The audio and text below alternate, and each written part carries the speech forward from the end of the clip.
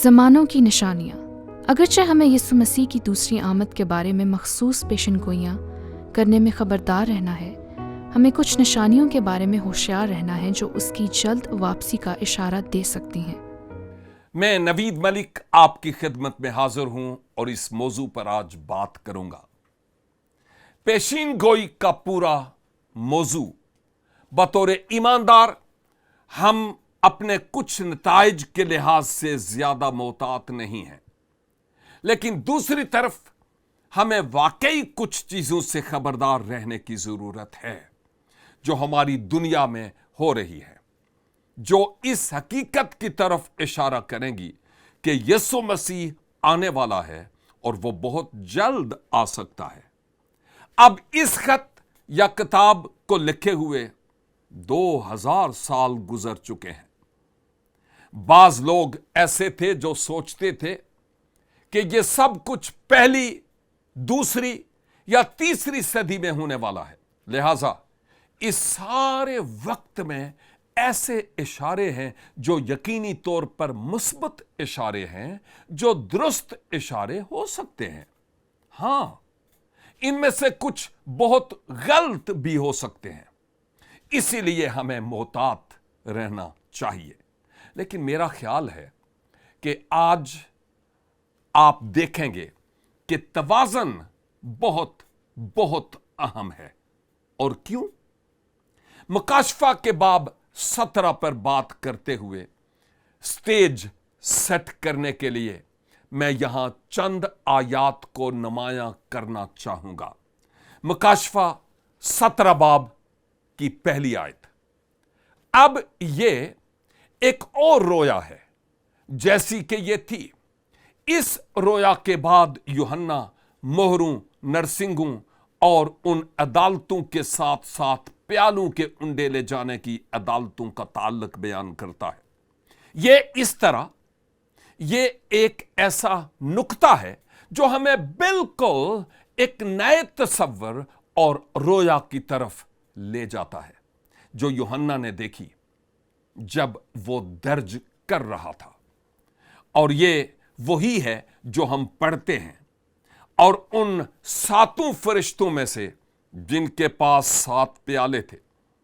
और बिलाशुबा हम इस तसलसल को यहां खत्म करने वाले हैं जो जारी था। 7वें प्याले के उंडे ले जाने पर वो आ रहा है। उन 7 फरिश्तों में से एक ने मुझसे आकर कहा, अगर आप तसव्वुर करें तो यूहन्ना की रोया का तजुर्बा नाकाबिले यकीन रहा हुआ होगा। उन 7 फरिश्तों में से एक जिसने 7वां प्याला उंडेला, वो अब रोया में यूहन्ना से मुखातब है।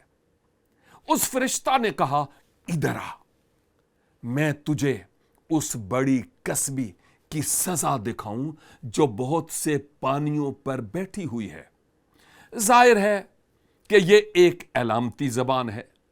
बाद में पता चलता है कि ये कौन है या ये क्या है। खैर, जब ये बहुत से पानियों की बात करता है तो ये बहुत से लोगों की बात करता है। दर हकीकत वो अबवाब जिन पर हम बात कर रहे हैं, इनके कुछ हिस्से इन अलामात में से चंद की तशरीह करते हैं। और वैसे जब आप मुकाशफा की किताब का मुतालिया करते हैं तो अलामतों के बयान करने के बाद कुछ हिस्सों में इन्हीं अलामतों की सही तशरीह की जाती है। बाज मिसालों में आपको अहद अतीक से इनकी तशरीह करनी होगी। बाज दूसरी सूरतों में हम कतई तौर पर यकीन नहीं रखते कि इन अलामतों का क्या मतलब है। हमें थोड़ी सी कियास आराई करनी होगी, लेकिन खबरदार रहें, सियाको सबाक की पूरी रोशनी में तशरीह करने की कोशिश करें। अब यहां हमारे पास इस सूरत हाल की एक तशरीह है जिसके बारे में हम पढ़ रहे हैं। आयत 5 में इसकी मजीद तफसील है। उसके माथे पर यह नाम लिखा था, राज, बड़ा शहर बाबल। यह एक जुज़वी तशरीह है। कसबियों اور زمین کی مکروہات کی ماں۔ اسے سمجھنے میں زیادہ تخیل کرنے کی ضرورت نہیں ہے۔ یہاں ہم کسی ایسی چیز کے بارے میں بات کر رہے ہیں جو بہت بری ہے، کچھ بہت برا ہے، کچھ جو بہت غیر اخلاقی ہے۔ اب اگر آپ مزید پڑھتے ہیں اور باب کے آخر میں آتے ہیں تو ہمیں ایک تشریح ملتی ہے کہ یہ بڑی کسبی کون ہے، اور جس عورت کو آپ نے دیکھا وہ عظیم شہر ہے جس کی سلطنت زمین کے بادشاہوں پر ہے۔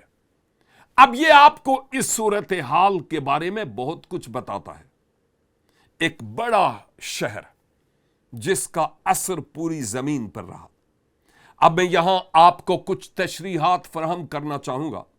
کچھ کا خیال ہے کہ یہ لفظی طور پر بابل شہر کا حوالہ ہے، وہ عظیم شہر جسے نبوکد نظر نے تعمیر کیا تھا اور بعد میں جس پر مادیوں اور فارسیوں نے قبضہ کر لیا تھا۔ اگر یہ درست تشریح ہے تو پھر قدیم بابل کو دوبارہ تعمیر کیا جائے گا، اس سے پہلے کہ مسیح زمین پر حکومت اور بادشاہی کرنے کے لیے واپس آئے۔ ایسا لگتا ہے کہ یرمیہ نبی اپنی پرانے عہد نامہ کی پیشن گوئیوں میں اس خیال کی حمایت کرتا ہے۔ میں آپ کو بہت سی مثالیں دے سکتا ہوں، لیکن میں آپ کو کچھ نمونے دینا چاہتا ہوں۔ مثال کے طور پر اس نے جو کچھ لکھا اس کا موازنہ یوحنا کی رویا سے کریں جو صدیوں بعد ظاہر ہوا اور ریکارڈ کیا گیا۔ اب ہم باب 17 اور 18 پر بات کرنے والے ہیں۔ میں آپ کو یرمیہ کی پیشن گوئیوں کے بارے میں موازنہ فراہم کرنے والا ہوں۔ یرمیہ نے اصل میں کیا لکھا اور ہم کیا کریں؟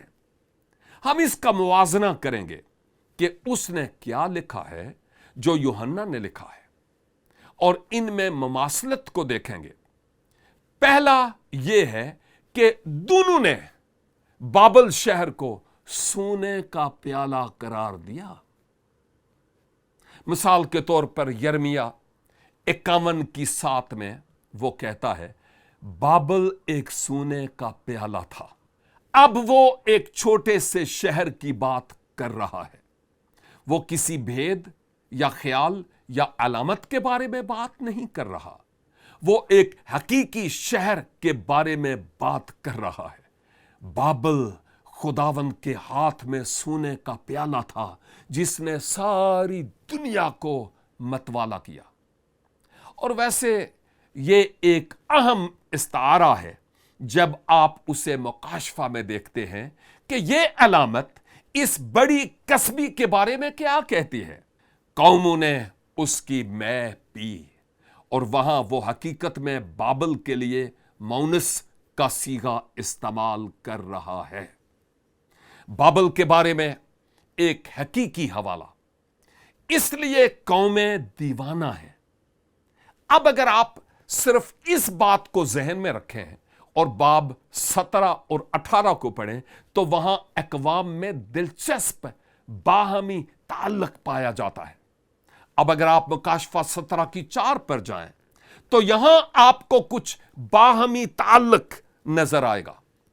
یہ عورت ارغوانی اور کرمزی لباس پہنے ہوئے اور سونے اور جواہر اور موتیوں سے آراستہ تھی، اور اس کے ہاتھ میں سونے کا پیالہ تھا۔ لگتا ہے کہ یہ ایک حادثہ ہے کہ یوحنا یہاں وہی زبان استعمال کر رہا ہے جو یرمیہ نے استعمال کی تھی۔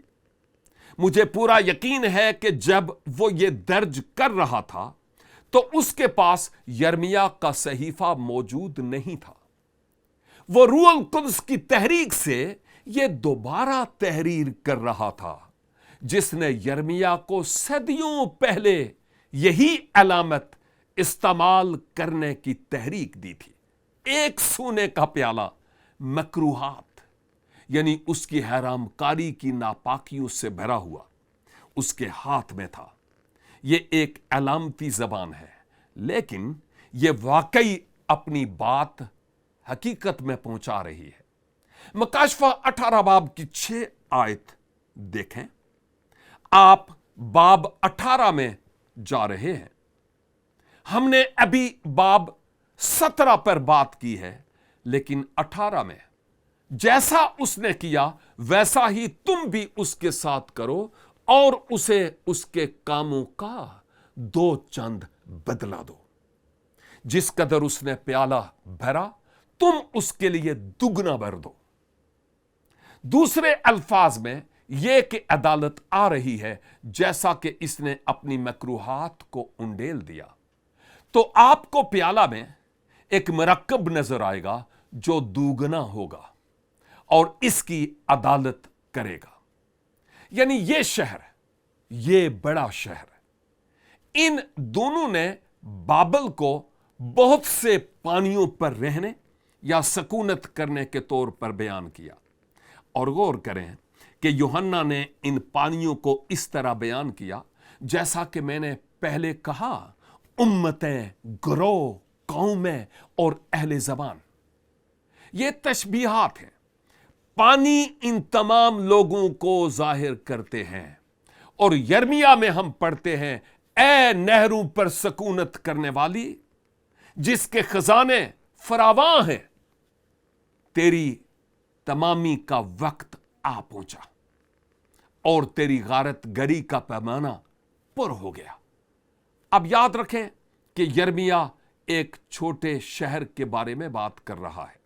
वो बाबल के बारे में बात कर रहा है जो नबूकत नजर के बारे में बात कर रहा है। मुकाशफा में हम पढ़ते हैं, और उन 7 फरिश्तों में से जिनके पास 7 प्याले थे, एक ने आकर मुझसे कहा कि इधर आ, मैं तुझे उस बड़ी कसबी की सजा दिखाऊं जो बहुत से पानियों पर बैठी हुई है। और हम जानते हैं कि यह लोगों को जाहिर करता है। उन दोनों ने पेशनगोइयां की कि बाबल अचानक तबाह हो जाएगा। वैसे यह नुमायां करने के लिए एक अहम लफ्ज है, अचानक। यह बाबल तबाह हो जाएगा। यर्मिया 51 की 8। बाबल यकायक गिर गया और गारत हुआ। उस पर वावेला करो, उसके जख्मों के लिए बलिसान लो, शायद वो शफा पाए। ये बाबल के बारे में पेशनगोई है, और वो इस वक्त बाबल के शहर के बारे में सबसे पहले बात कर रहा है। लेकिन यहां एक और माना भी है, यहां एक नबुवती माना है।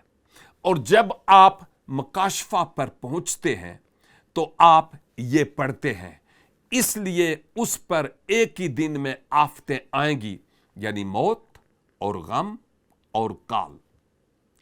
इस शहर को कसबी से तशबीह दी गई है। एक और मवाजना इन दोनों ने पेशनगोई की थी कि बाबल आग से तबाह हो जाएगा। यर्मिया ने लिखा, बाबल के बहादुर लड़ाई से दस्त बरदार और कलू में बैठे हैं। उनका जोर घट गया, वो औरतों की मानिंद हो गए। उसके मस्कन जलाए गए, उसके अड़बंगे तोड़े गए। लेकिन गौर करें कि मुकाशफा 17 की 16 में लिखा है, जो 10 सींग तूने देखे वो और हैवान उस कसबी से अदावत रखेंगे। यहां आपको मिले जुले जज्बात नजर आते हैं।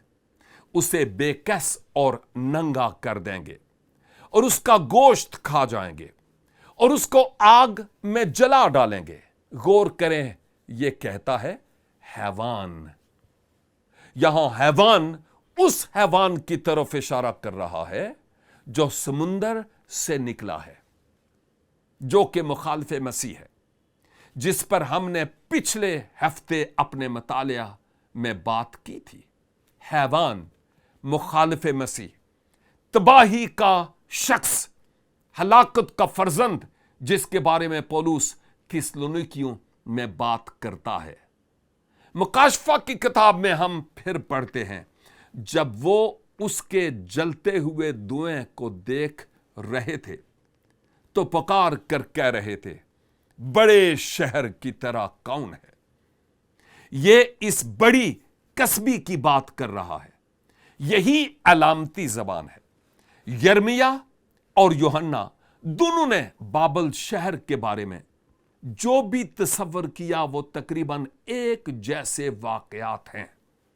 हमने इसे देखा है, ताहम यह भी बहुत अहम है कि तारीखी तौर पर उन्होंने जो कुछ भी तसव्वुर किया था वो कभी पूरा नहीं हुआ।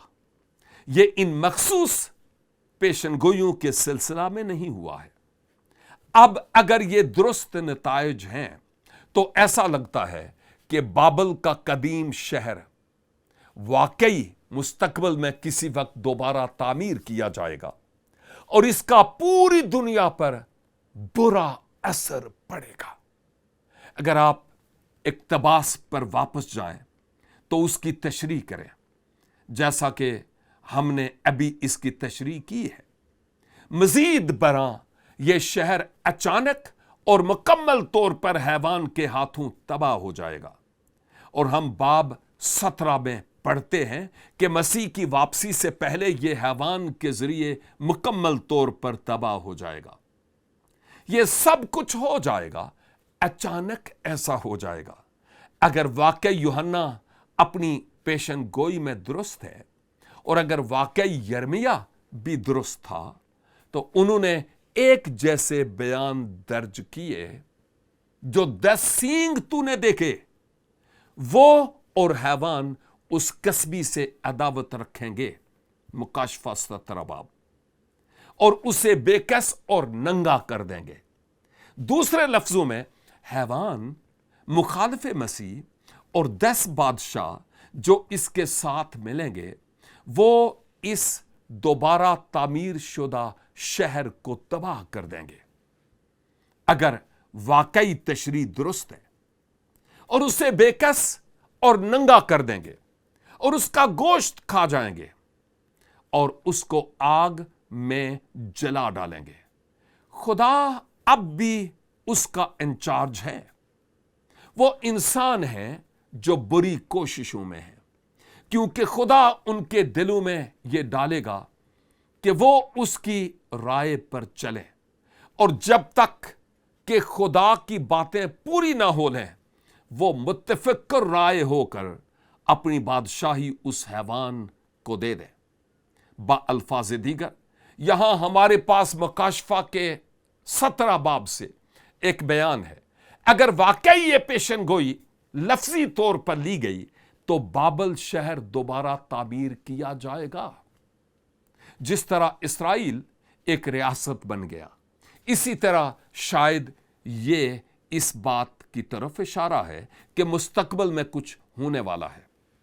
ठीक है, हम जानते हैं कि मुस्तकबिल में कुछ होने वाला है और सकाफत में चीजें बहुत बहुत जल्द हो सकती हैं, जैसा कि हम इस किस्म के बहरान के अलावा आज भी अपने इर्द गिर्द होते देखते हैं, जैसे कि चर्च को हटाया जाए और तमाम मसीहों को दुनिया से खत्म कर दिया जाए।